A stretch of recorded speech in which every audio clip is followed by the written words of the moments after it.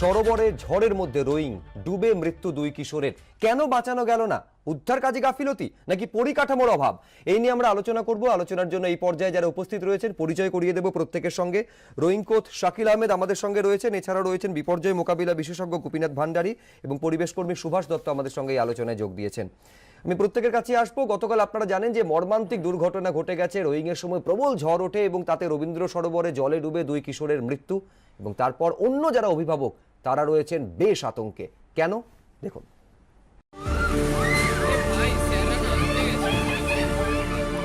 একটা ঝড়, তার জেরে লন্ডভন্ড দুটো পরিবার। মায়ের সামনে জলে ডুবে মৃত্যু হয়েছে সাউথ পয়েন্টের পড়ুয়ার।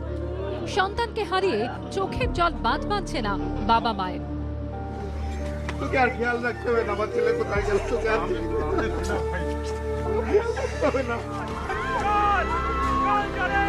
শনিবার বিকেলে রবীন্দ্র সরোবর লেকে রোয়িং এর অনুশীলন চলছিল। ঠিক তখনই ঝড় ওঠে। ঝড়ের দাপটে তখন লেকের জলে উথাল পাথাল হচ্ছে। আতঙ্কে চিৎকার করছেন অনেকেই। পরিস্থিতি একটু স্বাভাবিক হলে দেখা যায় খুঁজে পাওয়া যাচ্ছে না সাউথ পয়েন্ট স্কুলের 10ম শ্রেণীর পড়ুয়া সৌরদীপ চট্টোপাধ্যায় ও 9ম শ্রেণীর পড়ুয়া ভূষণ সাধুকাকে। পরে দুজনের মৃতদেহ উদ্ধার হয়।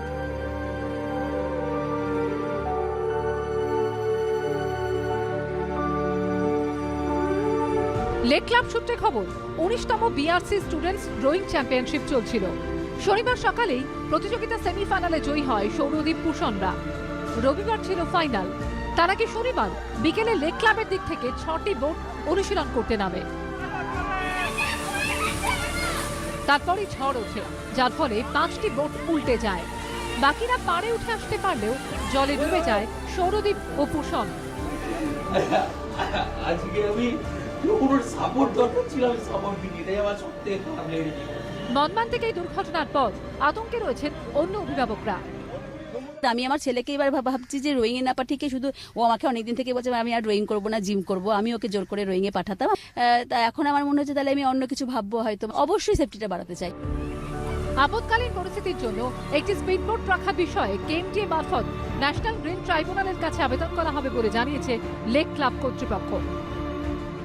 একমাত্র কাজ হচ্ছে আমাদের কেএমডিএ থ্রু দিয়ে ন্যাশনাল গ্রিন ট্রাইব্যুনালকে অ্যাপ্রোচ করা যে আপনারা আমাদের স্পিডবোট অ্যালাউ করুন। স্পিডবোট তো চলবে না, ওটা আমাদের স্পিডবোট একটা পয়েন্টে দাঁড়িয়ে থাকে, স্টুডেন্টদের রোয়িংটা। আপাতত দুদিনের জন্য লেক ক্লাব বন্ধ রাখার সিদ্ধান্ত নেওয়া হয়েছে। বন্ধ রাখা হয়েছে স্টুডেন্ট রোয়িংও। বাতিল করা হয়েছে BRC students rowing championship. Parthapratim ঘোষের রিপোর্ট, এবিপি আনন্দ, কলকাতা। আমি শুরুতে শাকিল আহমেদকে দিয়ে আলোচনা শুরু করব। এই যে ছবি দেখে আপনার কি মনে হচ্ছে, ঠিক কি হয়ে থাকতে পারে যার জন্য এই দুজনের প্রাণ বাঁচানো গেল না? এই দুজন একটা চ্যাম্পিয়নশিপ হচ্ছে, সেখানে সেমিফাইনালে কোয়ালিফাই করছে, জয়লাভ করছে, ফলে তারা যে ওয়েল ট্রেন্ড সে বিষয়ে কোনো সন্দেহ নেই, সাঁতারেও পারদর্শী। কি হয়ে থাকতে পারে শাকিল বাবু আপনার মনে হচ্ছে যার জন্য মর্মান্তিক পরিণতি হলো এই দুই ছাত্রের?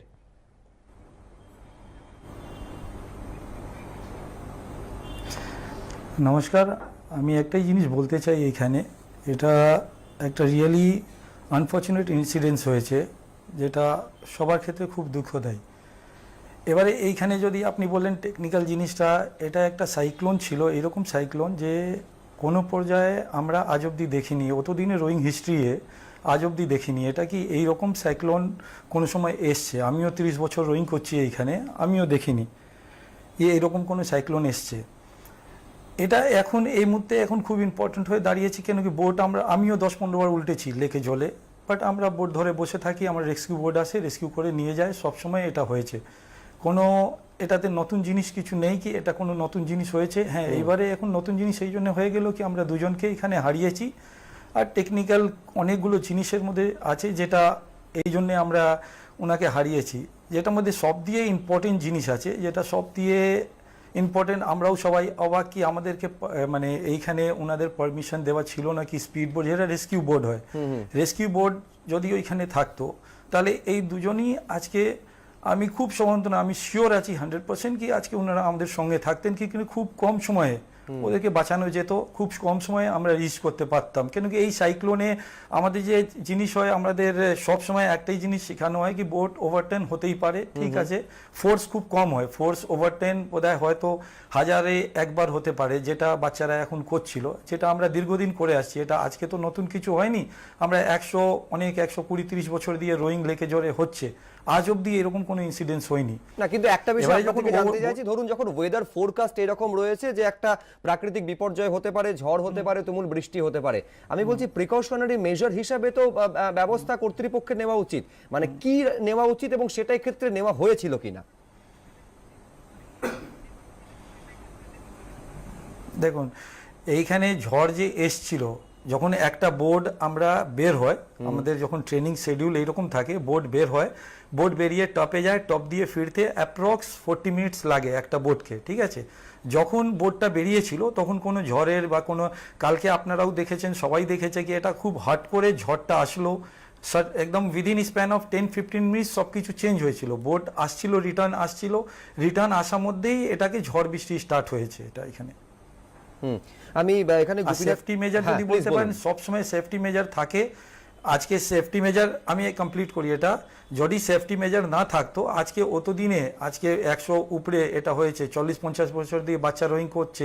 আমিও এখানে স্কুল দিয়ে এসেছিলাম রোয়িং করতে, আমি 93-তে স্কুলে, এই স্কুল লিগাটায় আমিও জয়েন করেছিলাম, রোয়িং করতে এসেছিলাম। তো সবসময় আমরা সেফটি থাকে বলে আমিও এখানে আজকে অবধি আছি। আর অনেক বাচ্চারা এখানে, এক লাখ বাচ্চারা ট্রেনিং করেছে এখানে। সেফটি মেজার অবভিয়াসলি সবই সেফটি মেজার রাখে এখানে। বেশ, আমি এখানে গোপীনাথ ভান্ডারীর কাছে এখানে আসতে চাইবো। একটা বিষয় তো, ধরুন বিপদ যে কোনো সময় আসতে পারে, প্রাকৃতিক দুর্যোগ হতে পারে, কিন্তু প্রশ্ন হচ্ছে কত তাড়াতাড়ি আপনি রেস্কিউ অপারেশন শুরু করছেন। একটা অভিযোগ আসছে যে রেস্কিউ অপারেশন শুরু করতে অনেক দেরি হয়েছে।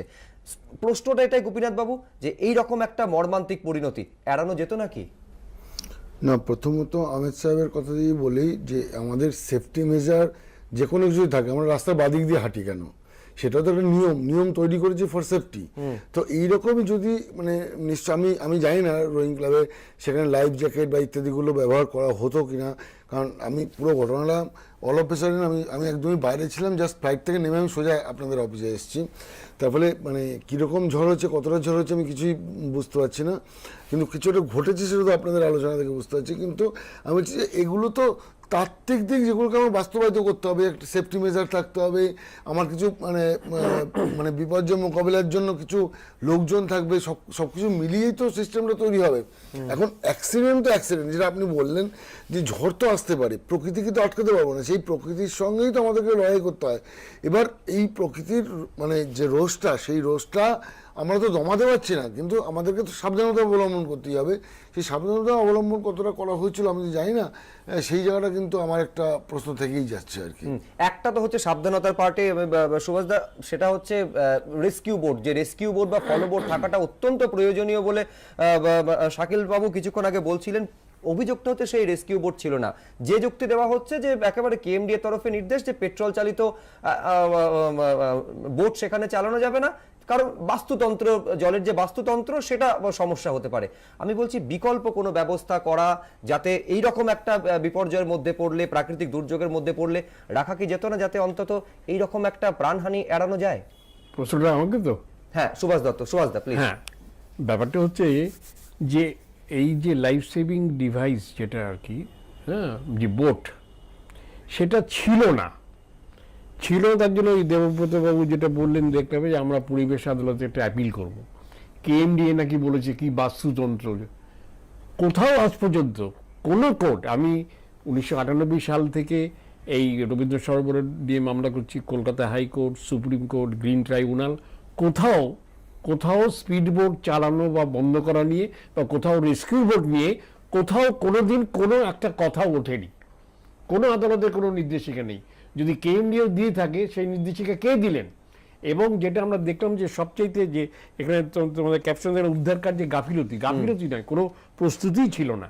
এবং দেখলাম যে মন্ত্রী একজন অত্যন্ত দায়িত্বশীল ব্যক্তি, তিনি বলছেন এইটা পরিবেশ আদালতের জন্যই হয়েছে, আমরা বোট রাখতে পারিনি। এই ধরনের মিথ্যাচারটা, এটা কিন্তু সবচেয়ে আমাদের ভাবিয়ে তুলেছে। আর আমি যেটা ওই আপনার রোয়িং কোচ শাকিল আহমেদের কথা শুনলাম, আপনি কিছু মনে করবেন না, আপনি অনেকটা মানে সেফ গার্ড নিয়ে, মানে যেহেতু আপনি ওইখানেই রোয়িং শিখেছেন এবং রোয়িং কোচ করাচ্ছেন, আপনি বললেন নিশ্চয়ই ছিল, থাকে। কি ছিল এবং কেন যেটা থাকার কথা সেটা ছিল না? You have to accept that. আপনি জনসমক্ষে বলছেন, কেন কাউকে গার্ড করবেন? এটা কিন্তু ঠিক নয়। সত্যি কথা হচ্ছে যে ওখানে ছিল না, ওখানে থাকে না, এবং দায়ভারটা চাপানো হচ্ছে আদালতের ওপর, পরিবেশ কর্মীদের উপর। আপনার হচ্ছে সফট এবং সেফ টার্গেট। রাজনীতির আঙ্গিনায় রাজনৈতিক নেতারা তারা মিথ্যাচার করুন, কিন্তু পরিবেশ বা মানুষের জীবন নিয়ে কিন্তু এইভাবে মিথ্যাচার করবেন না। আমার মনে হয় এটাই কিন্তু সবচেয়ে এখানে অপরাধ। এটা it is a criminal offence, not to state the truth.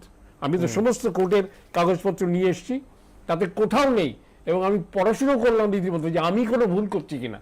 না, এই ভুলটা কিন্তু যারা এটা সংগঠিত করেন, সবচেয়ে বড় কথা হচ্ছে এগুলো স্পোর্টস ক্লাবে স্পোর্টস অ্যাক্টিভিটির থেকে সেখানে সোশ্যাল অ্যাক্টিভিটিগুলো বেশি হয়। তারা সেই পরিকাঠামোটা তৈরি করতে তারা অনেক বেশি মনোযোগী, এবং এখানে কিন্তু তারা ভীষণভাবে অমনোযোগী। আর সত্যি তো ওয়েদার ফোরকাস্ট এরকম 15 মিনিট এরকম ঝড় হয়নি, কোথায় গঙ্গাতে একটা লোক মরেনি, অন্য কোনো জলাশয় তো মরেনি, ঝড়টা তো শুধু রবীন্দ্র সরোবরে হয়নি। সুতরাং এগুলো আমাদের বুঝতে হবে যে ছিল না, থাকে না, কেউ ভাবেন না। একেবারে এই প্রশ্ন অনেকে তুলছেন যে ইনফ্রাস্ট্রাকচার, পরিকাঠামো কি যথার্থ ছিল, নাকি কোথাও দায়িত্ববোধের অভাব হয়েছিল, যে সঙ্গে যদি একটা ফলো বোট বা রেস্কিউ বোট থাকতো এবং নজরদারি যদি যথাযথ হতো, তাহলে এই দুজন যারা পড়ুয়া তাদের এই অকালে চলে যাওয়া সেটা কি এড়ানো যেত না?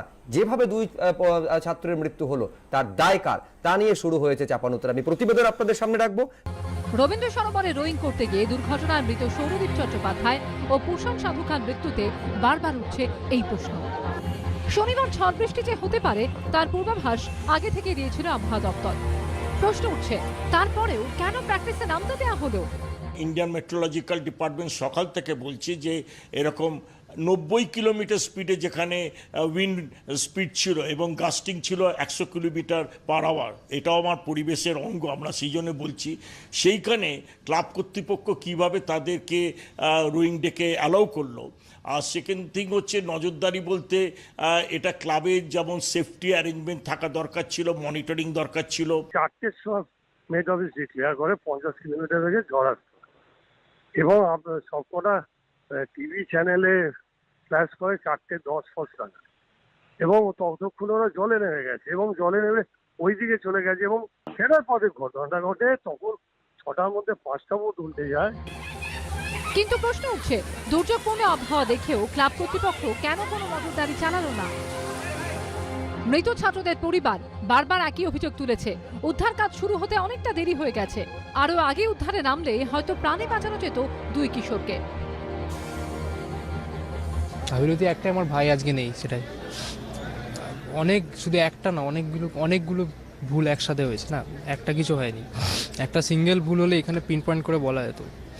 তখন নাবেনি, তখন লোকে ভিডিও করছে আমার ভাই হাবুডুবু খাচ্ছে, লোক তখন নাবেনি। একটা ওখানে কি পরিবেশ দূষণ, ওই 2 কিলোমিটার লেকের মধ্যে কি পরিবেশ দূষণ হবে একটা স্পিড বোট নামালে? কোনো ইনফ্রাস্ট্রাকচার নেই, একটা রেস্কিউয়ের কোনো ইনফ্রাস্ট্রাকচার নেই। যখন রোমিংয়ে নিয়েছিল ওকে, তখন তো যখন হচ্ছিল মেঘটা উঠেছে, তখন তো ওকে একটু খেয়াল করা উচিত ছিল না? তখন তো ওকে তো করেনি। ট্রেনার তো পালিয়েছে, ট্রেনার নাকি পালিয়ে গেছে। প্রশ্ন উঠছে, কেন প্রস্তুত ছিল না রেস্কিউ টিম? কেন ছিল না নজরদারি নৌকা? স্থানীয় সূত্রে খবর, ঘটনার প্রায় 2 ঘন্টা পর রবীন্দ্র সরোবর থানার পুলিশ ও ডিজাস্টার ম্যানেজমেন্ট গ্রুপ এসে দুজনকে উদ্ধার করে। কিন্তু তার আগে ক্লাবের তরফে কেন উদ্ধার কাজ শুরু করা হয়নি? দুর্যোগপূর্ণ আবহাওয়া দেখেও কেন বোটগুলি ফেরানো হয়নি? যখনই এটা জানা গেছে তখনই শুধু আমরা না, 3টে ক্লাব থেকেই বোট এসেছে। সেই স্টেট গেমসটা অর্গানাইজ করেছিল ওয়েস্ট বেঙ্গল রোয়িং অ্যাসোসিয়েশন, লেকেরই জলে। ওইখানে আপনার স্পিড বোট চালানো হয়, ওই ফলো বোট আর রেস্কিউ বোট বলে। হওয়ার পরে পরিবেশবিদরা কমপ্লেন করে, এ নিয়ে আপনাদের কাগজ পাওয়াও বেরিয়েছে বড় করে। যদি তাদের মনে হতো যে স্পিডবোটটা জরুরি, তাহলে তারা বলতে পারতো যে আমাদের একটা স্পিডবোট দরকার। এখানে পাক পরিষ্কার হয়নি এবং অক্সিজেন কম ছিল, তো নজরদারি যদি না থাকে এখানে যে কোনো সময় অ্যাক্সিডেন্ট হতে পারে। সব মিলিয়ে ঘটনায় রোয়িং ক্লাবের পরিকাঠামো নিয়ে উঠছে একাধিক প্রশ্ন। পার্থপ্রতিম ঘোষের রিপোর্ট, এবিপি আনন্দ, কলকাতা। যদি তর্কের খাতিরে ধরেও নিই যে কেএমডি এর তরফে এরকম কোনো নির্দেশ ছিল যে পেট্রোল চালিত কোনো রেস্কিউ বোট ওখানে রবীন্দ্র সরোবরে চালানো যাবে না, কিন্তু একজন লেম্যান হিসাবে আপনার কাছে প্রশ্ন, যে ধরুন যে বোটগুলো সেখানে রয়েছে রেস্কিউ বোট হিসাবে কোনো প্যাডেল চালিত বোট, প্যাডেল বোট বা ব্যাটারি চালিত বোট যদি পেছনে থাকতো, মনে হয় নাকি যে এই রকম বিপর্যয়ের সঙ্গে সঙ্গে রেস্কিউ অপারেশনটা শুরু করা যেত এবং প্রাণ অকালে চলে যাওয়া আটকানো যেত?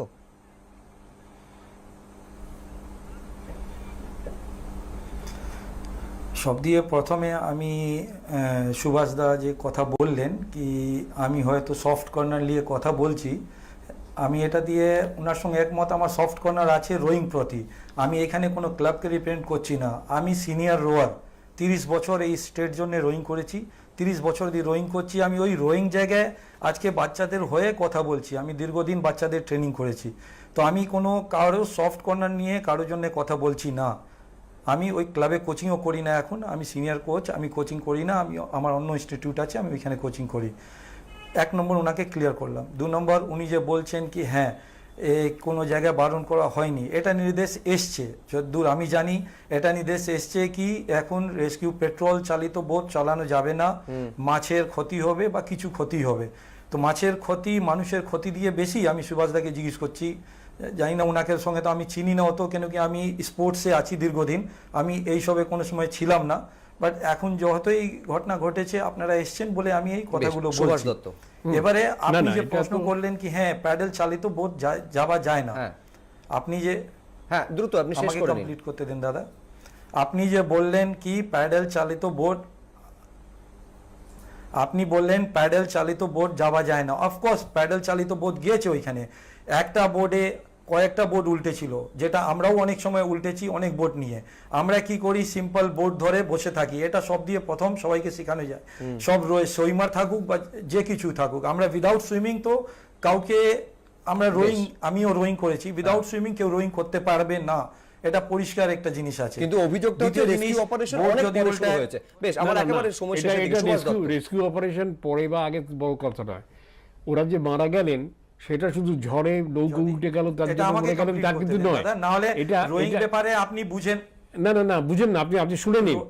ওখানে জল আপনারা রো করেন, জলের উপরে রো করেন, কিন্তু জল সম্পর্কে যে এক্সপার্টরা যে রিপোর্ট দিয়েছে সেটা একটু শুনুন। সেটা বলেছে যে এটা পরিষ্কার হয় না, জল নিচে এত ডেবরিস পড়ে আছে, নিচে এত লতা পাতা, ওরা কিভাবে মারা গেল? অক্সিজেনের অভাবে ওরা ডুবে সাঁতার জানা লোক। এটা কবে আজকে এসছে না 125 বছর দিয়ে আছে? না একটু আপনি শুনে নিন, এই রিপোর্টটা হচ্ছে 2017 বছর দিয়ে আছে, 2017 আপনি দালালি করছেন ক্লাবের হয়ে আমাকে। হ্যাঁ প্লিজ আপনি শুনুন, যা রেকর্ডেড আমি রেকর্ডের উপরে কথা বলছি, আমি সব কন্টেন্ট নিয়ে কথা বলছি না, আমি হার্ড কন্টেন্ট নিয়ে কথা বলি, সবসময় বলি। আমার কথাটা শুনুন, এখানে এক্সপার্টরা বলেছে এবং একটা দুটো এক্সপার্ট নয়, ন্যাশনাল নিরি, সিপিসিবি এক্সপার্টের নাম বলুন, এক্সপার্টের রিপোর্ট এবং এক্সপার্টের নাম বলুন, একটা এক্সপার্টের নাম বলুন, রায় আপনারা জানবেন তো সেগুলো। ওখানে এক্সপার্টের নাম বলুন, আপনি বলছেন এক্সপার্টরা, দাদা কন্ডিশন অফ দি ওয়াটার আপনি জানেন, আপনি তো রো করেন, আমরা রো করি না কিন্তু আমরা জানি। আমি জানি ওখানে জলের পিএইচ ভ্যালু কত জানেন, একবার ওইখানে এসেছেন। আমরা একেবারে ভবিষ্যতে আটকানো যেতে পারে। দ্রুত গোপীনাথ, আমি বলছি যদি দ্রুত যদি রেস্কিউ অপারেশন শুরু করা যেত পরিস্থিতি অন্যরকম হতে পারতো কিনা দ্রুত? আমার তো সেটাই মনে হচ্ছে যে মানে রেস্কিউ অপারেশন কোনো প্ল্যানিং ছিল না, যে কোনো কিছু অঘটন তো ঘটতেই পারে, অঘটন তো বলে আসবে না, কিন্তু আমাদেরকে সবসময় তৈরি থাকতে হবে। তারপরে যে বোটের কথা যেটা বলা হচ্ছে, এনজিটি কি বলেছে না বলেছে, তখন একটা মানুষ যখন মরে যাচ্ছে কত তাড়াতাড়ি আমরা বিপর্যয় মোকাবিলা এবং পরিস্থিতির জন্য রেস্কিউ অপারেশন শুরু করা, সেইটা গুরুত্বপূর্ণ। বেশ।